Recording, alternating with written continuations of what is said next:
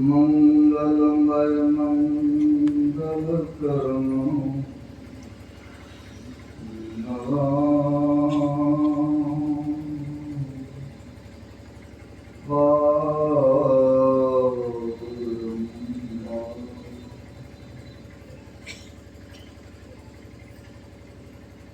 परमात्म तत्व में प्रविष्ट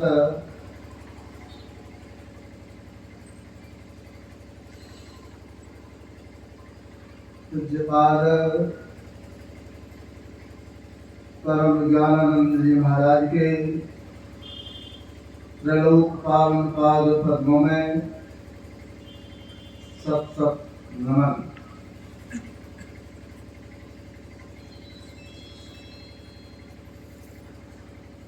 परम ज्ञानानंद जी महाराज के ज्ञान को अपने आप में आत्मसात कर अपने नाम को चरितार्थ करने वाले पूज्यपाद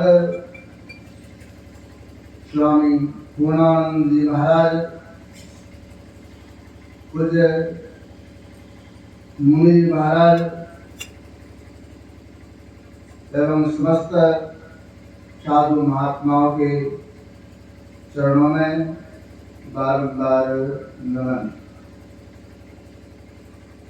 आदरणीय धर्म प्रेमी सज्जनों, आदरणीय माताओं एवं भक्तिमती बहनों, आज का दिवस बहुत ही पवित्र है।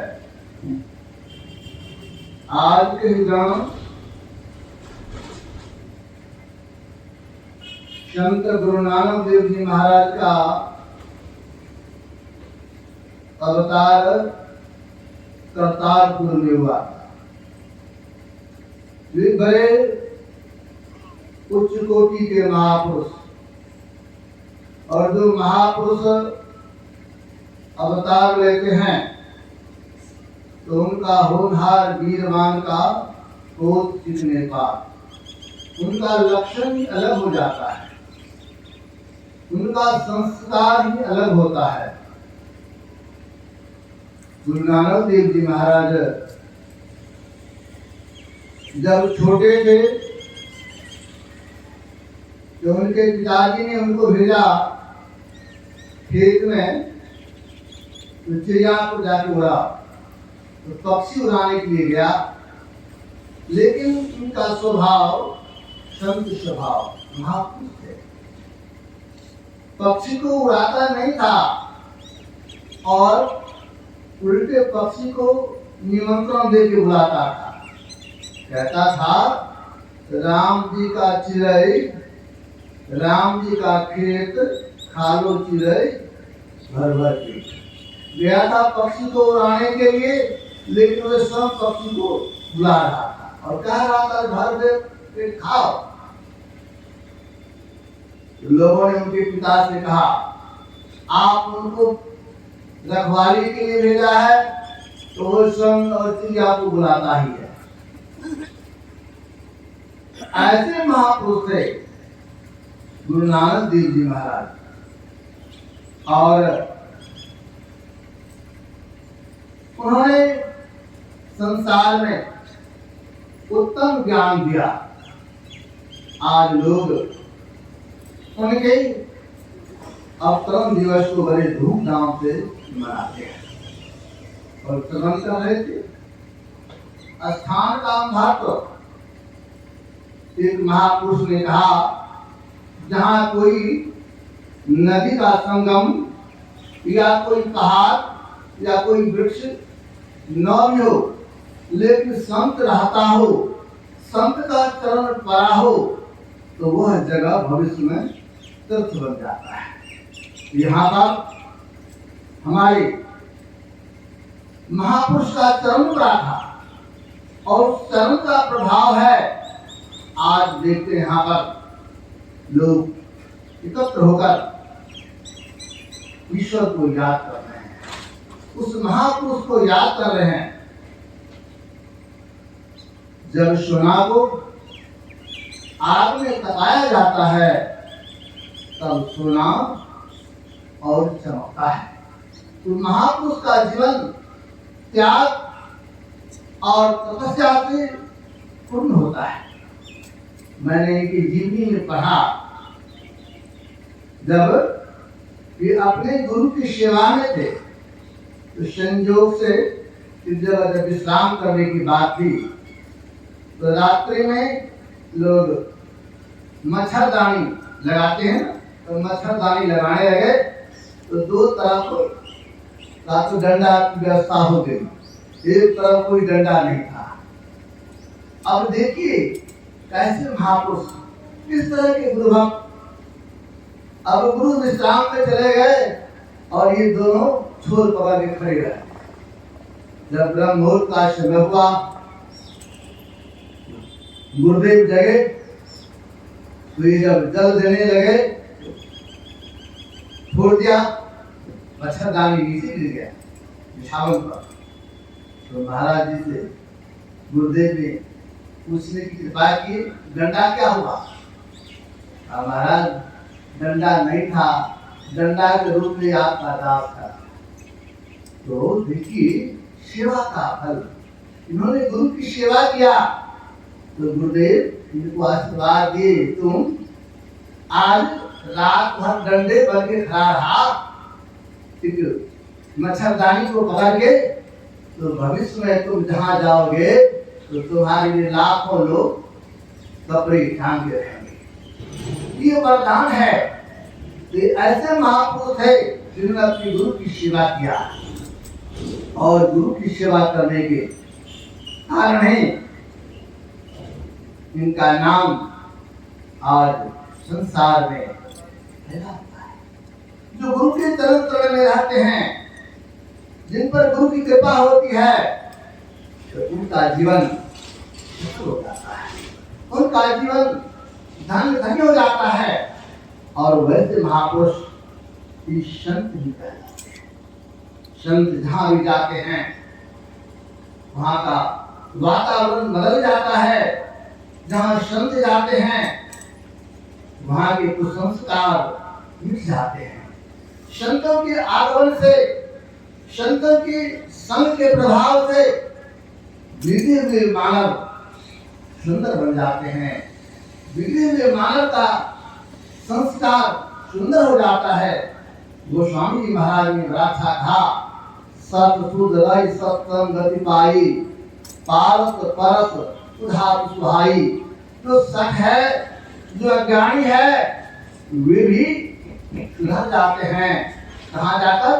तो संतों के शरण में जाकर, संतों के संग में जाकर। इसलिए संतों का संग का बड़ा महत्व है। जो कोई सत्संग करते हैं तो उनका जीवन सफल हो जाता है। और जो संत का जीवन होता है तो दूसरों के लिए समर्पित होता है। संत कबीर साहब ने प्रार्थना था, साध बड़े परमारथी धन जाओ बर से आए, तपन बुझावे और को अपनों पारस लाए।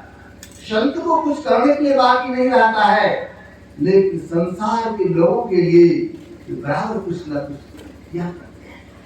संसार का उद्धार कैसे होगा, संसार के लोगों का कल्याण कैसे होगा, यही काम संत जन करते हैं। संतों का जीवन संपूर्ण मानवता के लिए समर्पित होता है। संत किसी जाति, किसी धर्म, किसी संप्रदाय या किसी मजहब के नहीं होते हैं। संत तो सबका होते हैं। जिस प्रकार आकाश में जब सूर्योदय हो जाता है तो सूर्य की रोशनी सभी के लिए होता है। सूर्य किसी जाति, किसी संप्रदाय या किसी देश विशेष का नहीं होता है। सब सूर्य की रोशनी सबों के लिए होता है। उसी तरह सत्य का ज्ञान, सत्य का उपदेश सबों के लिए होता है। जो मानव मात्र संत के उपदेश को सुनेगा, आत्मसात करेगा, आचरण में उतारेगा, वह मानव ही नहीं, महामानव बन जाएगा। इस संतों की कृपा की बात है। जो संत के शरण में रहते हैं तो संत की उन पर कृपा बरसती है। हमें चाहिए, हमें संत के शरण में जाना चाहिए। हम सुख चाहते हैं, शांति चाहते हैं। सुख और शांति कहीं बाहर की वस्तु नहीं है।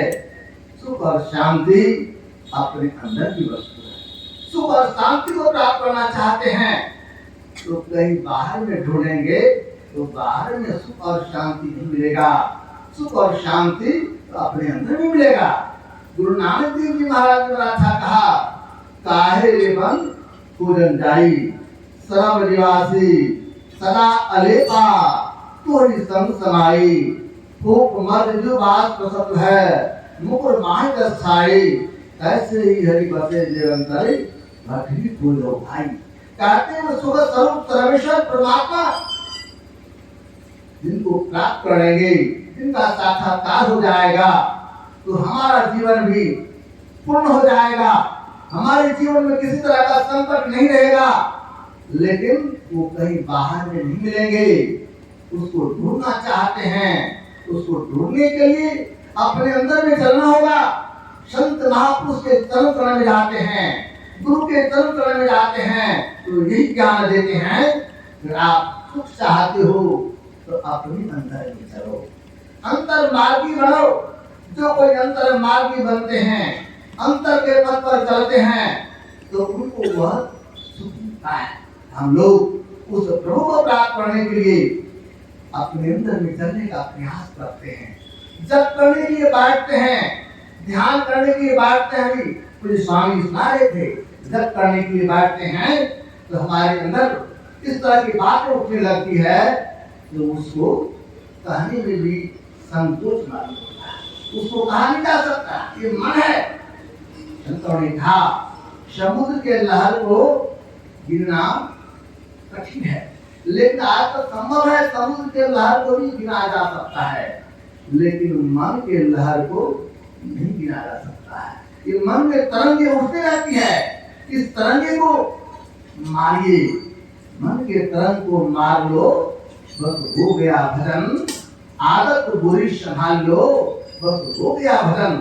इस मन के तरंग को मारने की जरूरत है। हम लोग जब बैठते हैं सुमरन करने के लिए, हम लोग जब बैठते हैं जप करने के लिए तो हमारे अंदर विषयों का चिंतन होने लगता है, तप होने लगता है। कुछ बात महर्षि नहीं ब्रह्म जी महाराज से लोगों ने पूछा था, महाराज जब जप करने के लिए बैठता हूँ, ध्यान करने के लिए बैठता हूँ तो विषयों का चिंतन होने लगता है, मन संसार की तरफ दौड़ने लगता है। तो गुरुदेव कहने की बात ये मन आज नहीं, जन्म जन्मांतर से संसार के पंच विषयों की तरफ दौड़ते आया है, इसलिए आदत करा हुआ है, इसलिए उधर दौड़ता है। लेकिन दौड़ता है तो क्या करना है, इस मन को उधर से मोड़ना है, इस मन को उधर से समझाना है, उठाना है। हमारी संतों ने बड़ा अच्छा सुनकर साहब की वाणी में आया है, यह मन बर जालिम जोड़ रहे बरदे भी मारे। जो कोई यह मन को बरदा चाहे तो भागे साकल तोड़ रहे बरदे भी मारे। इस मन को रोकना चाहते हैं लेकिन मन रोकता नहीं है, लेकिन इस मन को रोका जा सकता है।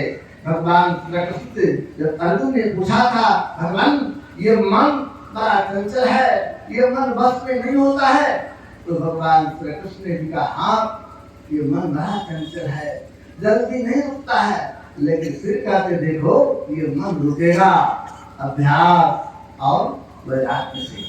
अभ्यास जब करेंगे, मन भागता मन को लौटाएंगे तो मन धीरे धीरे रुकेगा। लेकिन वैराग्य चाहिए। वैराग्य क्या है, संसार के बारे में सोचें, ये संसार सब दिन हम लोगों के साथ नहीं रहेगा। ये संसार पर सारी वस्तुएं हैं, सब नाशवान है। जिस तरह भगवान बुद्ध को ज्ञान हो गया कि संसार झूठा है, संसार असत्य है, तो उन्होंने संसार को त्याग दिया। उसी प्रकार हम लोग के मन में जिस क्षण ये बातें बैठ जाएगी, ये संसार असत्य है, झूठा है, तो स्वतः मन उधर नहीं जाएगा। लेकिन मन में ये बात नहीं बैठती है, इसलिए बार बार मन उधर जाता है। संतों ने कहा मन उधर जाता है तो मन को उधर से मोड़ो, मन उधर जाता है तो उधर से मन को रोको और जब प्रयास करोगे तो ये मन धीरे धीरे रुकेगा। लेकिन कैसे रोका जाए तो संतों ने कहा सुमरन कैसे करें, तो सुमरन सुरत लगाए के मुक्त है कछु न बोल, बाहर के पट बंद कर अंतर का पट खोल। कहते सुमरन करें लेकिन बाहर से कुछ बोलना नहीं, काम तो अंदर से करना है, इस मन को लगाना है। हमारी वृत्ति बाहर होके बनी हुई है, इसको मोड़ना है, किसी को मोड़ने की जरूरत है। और संत महापुरुष कहते हैं जिस तरह घर में झाड़ू देते बराबर, लेकिन रोज झाड़ू दीजिएगा तो रोज कचरा निकलता है। उसी तरह बराबर जब प्रभु का नाम गुरु प्रदत्त मंत्र तो बराबर दोहराते रहते हैं, प्रभु का चिंतन करते रहते हैं, इष्ट का चिंतन करते रहते हैं, तो अंतःकरण की सफाई होती है, अंतर साफ होता है। संतों ने कहा जिस प्रकार दर्पण में काई लगा रहता है तो काई को साफ करना पड़ता है, तब अपनी छाया दिखाई पड़ती है। उसी तरह अपने अंतर को साफ करने की जरूरत है। ये अंतर की सफाई हो, अंतर की सफाई प्रभु के नाम से होता है। प्रभु के नाम का चिंतन करते हैं, उनके रूप का चिंतन करते हैं तो स्वतः हमारा मन जो संसार की खुशियों की तरफ जाता है उधर नहीं जाएगा, उधर से मन लौटेगा। संत महापुरुष का जीवन इसी में बीतता है। संत महापुरुष इसी ज्ञान को जीवन में उतार लेते हैं तो वे महान पुरुष बन जाते हैं, वे संत बन जाते हैं। और जो संत बन जाते हैं उनका जीवन बड़ा पवित्र हो जाता है। वैसे संतों का दर्शन करने से भी लोगों का मन पवित्र होने लगता है, लोगों के मन में शांति आ जाती है। एक संत हुए दक्षिण भारत में, उनका नाम था महर्षि रमन, बड़े ऊंचे दर्जे के महापुरुष थे। जब वह बैठते थे तो बहुत कम बोलते थे, संत तो मौज में होते थे, संत अभी भी मौज में रहते हैं, उन पर कोई अंकुश नहीं, वे मौज में रहते हैं। तो महर्षि रमन बहुत कम बोलते थे और बड़े बड़े लोग उनके पास जाते थे तो चुपचाप बैठे रहते।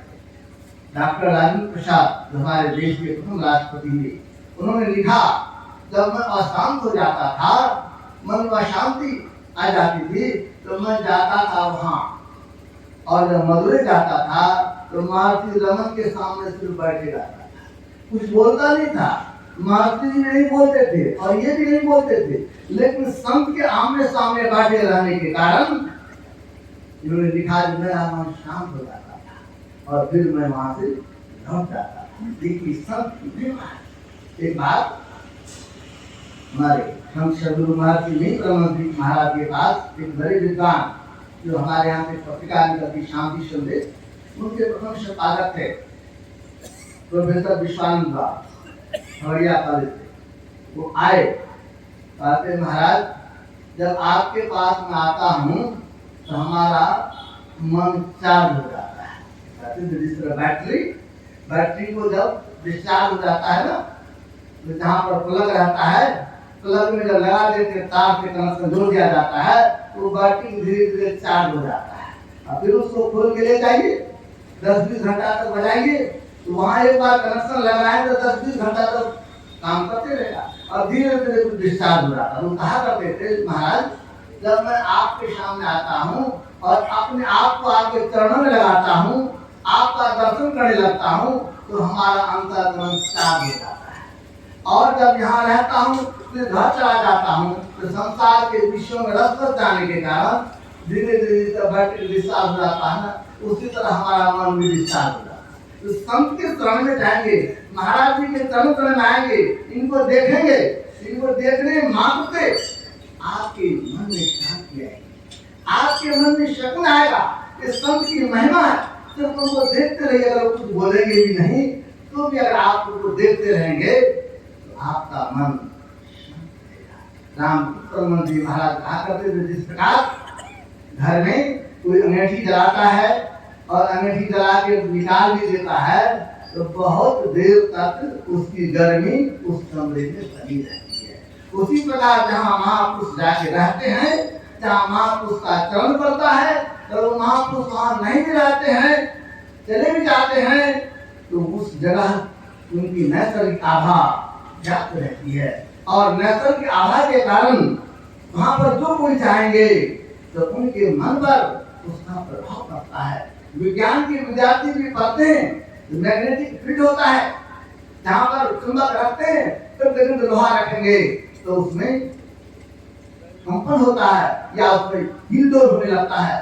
इलेक्ट्रिकल फील्ड होता है, उस क्षेत्र में कुछ रखेंगे उसका कुछ ना कुछ प्रभाव पड़ता है। उसी तरह जो संत होते हैं, जो महापुरुष होते हैं, जहां भी जाते हैं उसके इर्द-गिर्द एक ऑरा निकलते रहता है, एक नैसर्गिक आभा निकलते रहता है। उसके क्षेत्र में जो कोई जाता है तो उसके मन पर उसका प्रभाव पड़ जाता है। जिस प्रकार आप आज तो विज्ञान का युग है, मोबाइल सबके हाथ में।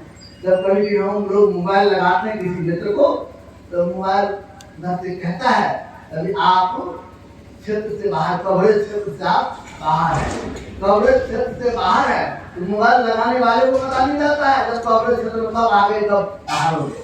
गाड़ी में चल रहे हैं, प्रयास करते हैं, अब प्रयास करते करते जैसे कवरेज एरिया हम घुसते हैं तो घंटी बजने लगती है। ये वैज्ञानिकों ने बनाया कवरेज क्षेत्र होता है। तो हमारे परमात्मा की व्यवस्था है कि जहाँ पर संत रहते हैं उनका भी एक एरिया होता है। उस एरिया में आप जाएंगे तो आपके मन पर उसका प्रभाव पड़ेगा। देखिए विज्ञान ने जो बनाया है तो शायद एरिया सीमित है, लेकिन संतों का एरिया कोई सीमित नहीं है। अगर गुरु समुद्र के किनारे बसा हो, समुद्र के किनारे हो, लेकिन शिष्य जब उनको याद करते हैं गुरु बसे बनारसी श्री समुद्र तीर, कहते गुरु बनारस में है, समुद्र के तीर में है, लेकिन जैसे गुरु को याद करते हैं, अपने इष्ट को याद करते हैं तो उनकी कृपा बरसने में देर नहीं लगती, उनकी कृपा तुरंत आ जाती है। तो हम लोगों को सिर्फ याद करना है। गुरु जो होते हैं भले उनका शरीर नहीं कहता है, लेकिन उनका ज्ञान, उनकी शक्ति सब जगह है। और साथ ही साथ जिस तरह ट्रांसमिट होता है ना, उसी तरह गुरु अगर कहे तो उनके बाद जो आते हैं उनकी शक्ति उसमें समाहित हो जाती है। तो उनको आप ठीक ठीक वही मानेंगे तो आपने वही कृपा हो जाएगी। तो उसको नहीं चाहिए, लेकिन हम लोग अज्ञानवश बस जैसे श्रद्धा होनी चाहिए वैसे श्रद्धा नहीं रखते, लेकिन श्रद्धा रखेंगे, प्रेम रखेंगे तो बड़ा कल्याण होगा। हमें चाहिए संत के शरण में जाएं। संत के शरण में जो जन जाता है उनका कल्याण हो जाता है। इसलिए संत के शरण में जाने की आवश्यकता है। और जो संत महापुरुष होते हैं वे कहते हैं आप अपने जीवन को संवारना चाहते हो, अपने जीवन को बनाना चाहते हो, जिस तरह एक माली बगीचे में फूल को काट छाट करके बढ़िया बना देता है, एक मूर्तिकार जिस पत्थर का कोई कीमत नहीं रहता है उसको काट छाट करके भगवान बना देते हैं, भगवान राम बना देते हैं, भगवान कृष्ण बना देते हैं। उसी तरह हम लोग जो गिरे हुए मानव हैं उनको ऐसे महापुरुष जब मिल जाते हैं ना तो ज्ञान की श्रेणी से हथवा से ठोक ठाक करके सुदूर बना देते हैं और उनका महत्व समाज में हो जाता है। समाज के लोग उनका सम्मान करने लगता है और समाज में उनका आदर होने लगता है। ये है संत की महिमा, ये है गुरु की महिमा। इसलिए हम सबों को चाहिए अपने आप को गुरु के चरण में रखें। जो कोई अपने आप को गुरु के चरण में रखते हैं तो उनका उद्धार हो जाता है, उनका जीवन समझ जाता है। इसलिए गुरु को सिर पर रखिए चलिए अज्ञामान कह कविता दास को तीन लोग भाई ना। एक लोग की बात नहीं, तीनों लोग में कहीं भाई की बात नहीं है। जब आप अपने आप को गुरु के चरणाश्रित रखेंगे, गुरु के चरण में रखेंगे, जब गुरु के चरण जो कोई रखते हैं तो जिस तरह माँ बच्चे की देखभाल करती है, गुरु भी शिष्य का देखभाल करते हैं। इसलिए हम लोगों को चाहिए अपने आप को गुरु के चरण में रखें। जो कोई अपने आप को गुरु के चरण में रखेगा तो उनका जीवन समझ जाएगा, उनका जीवन सुधर जाएगा। लोग कहते हैं मैंने गुरु को खोज लिया, लेकिन गुरु को खोजने का क्या विशाल है शिष्य को? वो तो गुरु स्वयं खोज लेते हैं। इधर मैं जब रांची गया था तो स्वामी जी के पास मैं इनसे कुछ पूछा, आप अपने जीवन की व्यक्तिगत बात को हमें बता रहे हैं। मुझे बड़ी खुशी हुई। आप लोगों को प्रेरणा मिलेगा। इन्होंने कहने के बाद के जब मैं विद्यार्थी था, संजोग देखिए इधर भी और इधर भी दोनों सहपाठी थे, दोनों मित्र थे और अभी भी दोनों मित्र हैं। उनको बोले जब हम लोग दोनों एक साथ पढ़ते थे और महाराज जी ने कहा जब मैं उस समय विद्यार्थी था और गुरु की चरण शरण में चला गया तो आश्रम का भी काम करता था, पढ़ाई लिखाई भी करता था, समय कम मिलता था, लेकिन समय कम मिलता था लेकिन गुरु की सेवा में रहा, गुरु के चरण शरण में रहा। उनकी कृपा से कहते थे यूनिवर्सिटी में टॉप कर वर्ल्ड मेडलिस्ट। अब जरा विचार करें छात्र के मन में होता है कि जी तो पढ़ता है बहुत कम, भर्ती इधर उधर दौड़ते रहता है लेकिन वर्ल्ड मेडलिस्ट कैसे हो गया। इन्होंने कहा इसमें मेरा कोई बात नहीं, गुरु की कृपा है, ये गुरु की कृपा है, उनकी कृपा से ऐसा हो गया। तो कहने का भाव हमें चाहिए अगर कोई भी काम करते हैं उनमें गुरु को याद रखेंगे तो सारे काम में सफलता मिलेगी। इसलिए घबराने की जरूरत नहीं है। हम लोग कहीं कहीं कहते केमिस्ट्री वाले छात्र पढ़ते केमिस्ट किसी भी प्रयोग को करते हैं उसमें गति बढ़ाना है तो गति चाहते हैं, उसी तरह जीवन को सुख के तरफ ले जाना चाहते हैं, परमात्मा पद के तरफ ले जाना चाहते हैं तो गुरु के चरण रूपी प्रैक्टिस को अपनाएं। उनको जब अपना लीजिएगा आपके जीवन में गति आएगी। तो गति धीमी थी तीव्रता आएगी और तीव्र गति से लक्ष्य को प्राप्त कर लेंगे तो हमारा जीवन सफल हो जाएगा। ये जो मनुष्य का शरीर मिला है यही मांस देश समैया में कल परमेश्वर में प्यार कर्म धर्म को जरा खाकर देंगे तुमको तार। यही मांस देश समैया में कल परमेश्वर में प्यार। मनुष्य शरीर मिला है, परमात्मा भक्ति करें, परमात्मा में अपने आप को रखें तो हमारा कल्याण होगा। इसलिए जीवन को सुंदर बनाना चाहते हैं, जीवन को सुखद बनाना चाहते हैं, शिष्टाचार का पालन करें, सदाचार का पालन करें, शिष्टाचार का पालन करें, माता पिता की सेवा करें, गुरुजनों की सेवा करें। आजकल लोग माता पिता की सेवा नहीं करते हैं, इसलिए माता पिता की भी सेवा करें। प्रत्यक्ष उनका भी बड़ा उपकार है, इसलिए माता पिता की सेवा करें, गुरुजनों की सेवा करें और ध्यान रखते हैं तो जीवन सुखमय बनेगा, जीवन आनंद में बनेगा। जीवन को सुखमय बनाना चाहते हैं अपने आप को महापुरुष के चरणों में रखिए, आपका कल्याण होगा। मुझे बड़ी खुशी है हमारे मुझे महाराज जी की विशेष कृपा होती है और जब मैं इनको देखता हूँ मुझे बड़ी खुशी होती है, मन में हृदय में उल्लास आ जाता है और ये भी बीच बीच में याद करते हैं तो मुझे बड़ी खुशी होती है कि इनकी कृपा है। और जो संत होते हैं महापुरुष होते हैं एक दूसरे के प्रति उनकी भावना बड़ी सुंदर। रामकृष्ण परमहंस जी महाराज कहा करते थे जब गाय के बीच में और सब आ जाते हैं तो सब बड़ा प्रेम से एक दूसरे को चाटते हैं, आज जब कुत्ता मिल जाए तब तो भूखना शुरू करते हैं। महाराज जी के भी हंसी लगाते हैं, जब कुत्ते मिल जाते भूखना शुरू कर देते हैं। उसी तरह तो एक प्रवृत्ति के लाते हैं तो एक दूसरे स्नेह होता है, प्रेम होता है। मुझे भी बड़ी खुशी हो रही है और ये जगह पावन जगह है, पवित्र जगह है। इस जगह पर बड़ा सत्संग हो रहा है, ध्यान हो रहा है, गुरु को हम लोग याद करते हैं, इसलिए जगह बड़ा पवित्र है। और इस क्षेत्र में महाराज जी का चरण पड़ा है, उसका चरण पड़ा है, इसलिए जगह तीर्थ है। मैं चाहूँगा भविष्य में एक दिन तीर्थ बन के रहेगा, हम लोगों को बड़ी खुशी होगी। इन्हीं के साथ मैं अपने वाणी को विराम दे रहा हूँ। श्री सद्गुरु महाराज की जय।